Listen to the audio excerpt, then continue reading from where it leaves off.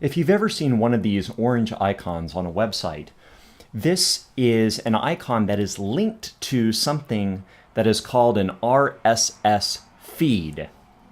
An RSS feed, RSS stands for Really Simple Syndication.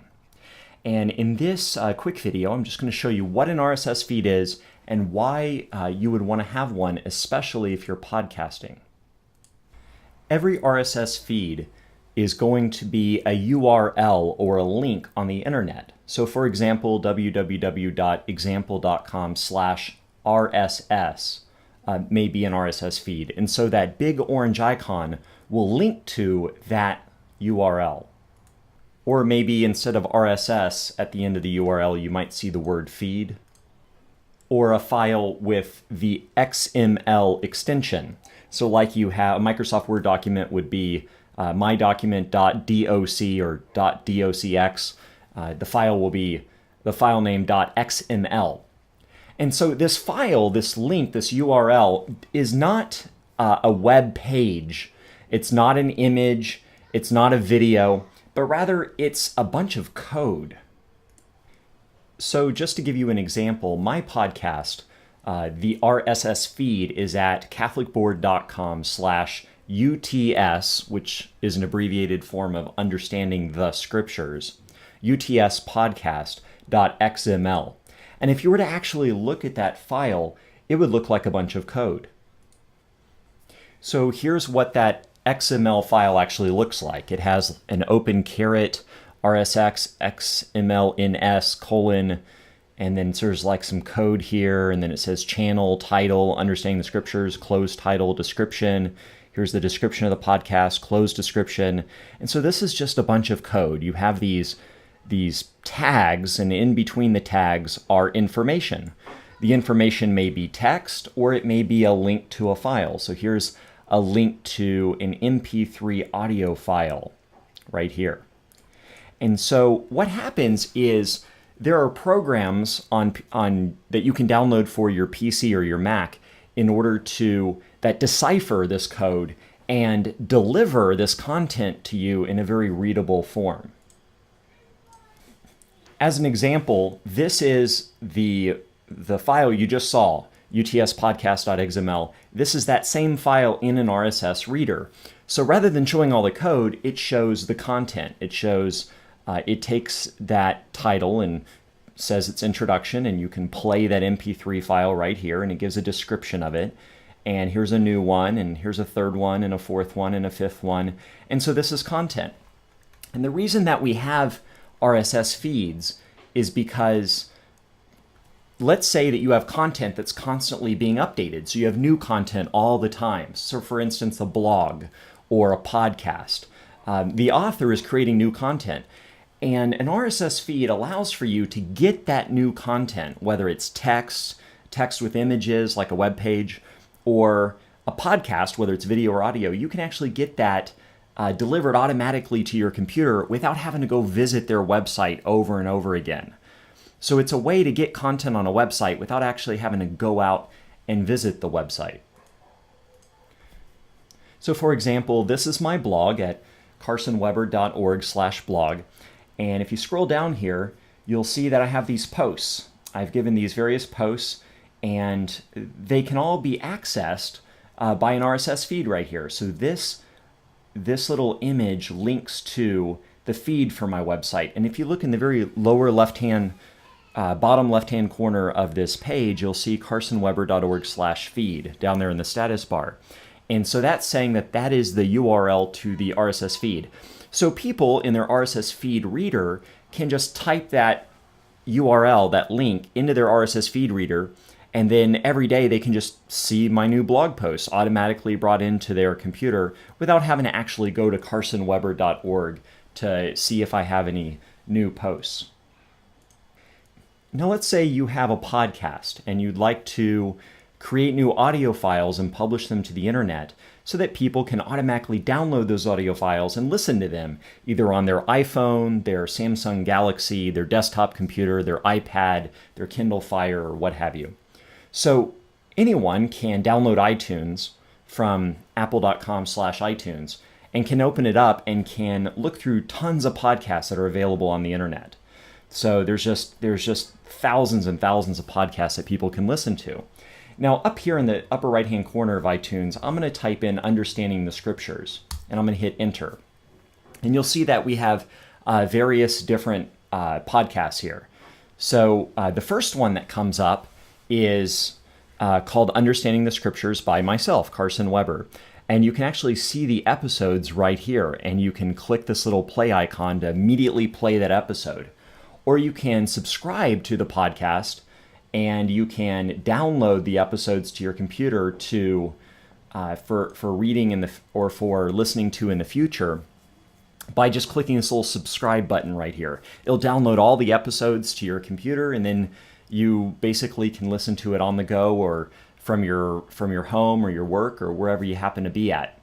Now, iTunes doesn't actually host these files. And they didn't actually create this information. All iTunes is doing is they're simply just going to my RSS feed and pulling in this information. And so my RSS feed is on my website. My audio files are on my website. My RSS feed points to the files on my website.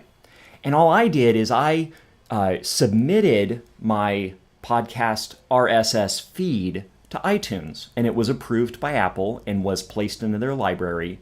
And so now anyone can go and can search out and find my podcast. Now, the service I actually use to host my audio files, so let's say I make a recording and I have an MP3 file and I want to publish it to the internet, I use Liberated Syndication, or libsyn.com, libsyn.com. And so I created an account here, and I upload my audio files, I give it a title and a description, and I hit publish. And Liberated Syndication makes that available on the internet.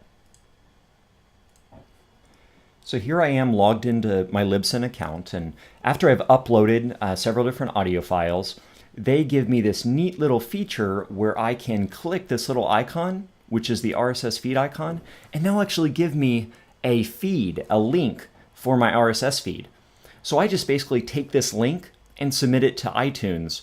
iTunes approves it, and then all of a sudden I have a podcast that's available on iTunes to all of my subscribers. So if we return back to iTunes, you'll see in the right-hand sidebar here, there's a little kind of hidden link right here called Submit a Podcast. And when you click on Submit a Podcast, this is where you can give them your feed URL. So let's say your feed URL is myname.libsyn.com/feed, for instance. That might be the URL that the RSS feed to the RSS feed that Liberated Syndication gave you. So you can just copy and paste that in there and hit continue and continue to submit this particular or your podcast and to iTunes.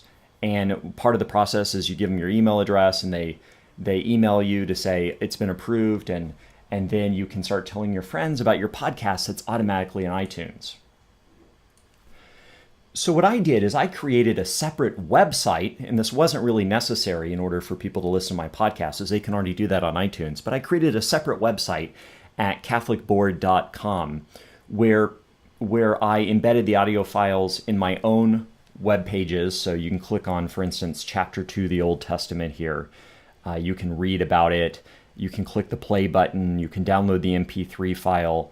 So this is an added extra, an added bonus, is having a website. And I also have I provide a link directly to the RSS feed up here. And then I also have a link to my podcast on iTunes. So every time that you have a podcast on iTunes, iTunes actually gives you your own web page on iTunes. So I'm going to click this little link to iTunes, and you'll see the web page that Apple has that automatically builds for me using my RSS feed. So here people can click play and can listen to the audio file on this web page that Apple has provided for me. You can view it in iTunes. You can read more information about it. So this is in addition to the website that I created at catholicboard.com. So here's my podcast on iTunes. Now, most podcasts, they're continually publishing new content. So they'll have a new episode every day or every week or every month. This particular podcast, I haven't published an episode to since 2009. It's kind of static. It just stays up there where anybody can access it at any time. And I just pay Liberated Syndication $5 a month. Actually, I pay them $7 a month because I added on an added-on feature, which is statistics, so I can see how many people are downloading my podcast. And so I just leave this online, pay my $7 a month, and anybody can listen to this Bible study I have available for free online at any time. Now, other podcasts, such as the podcast that I've set up for my pastor, Father Jeremy Leatherby, who's the pastor of my parish in Sacramento, California, is that he's constantly putting new content up. So he puts all of his preaching and sermons online. So you can see here on September the 27th, 2013, this is a sermon that he gave. And so it's constantly being updated. And this is what most podcasts are like. They're constantly receiving new updates. So whether you choose to have a static content, like let's say you have 30 episodes you want to put up, or just 5 audio files, or let's say you have hundreds of audio files and you just want to keep delivering content to your listeners, you'll need an RSS feed, which can be generated automatically by a service such as Libsyn. You can create one manually using an RSS feed generator. And then what you do is you just submit that RSS feed, if it's a podcast, to iTunes, and then anyone can consume that content online.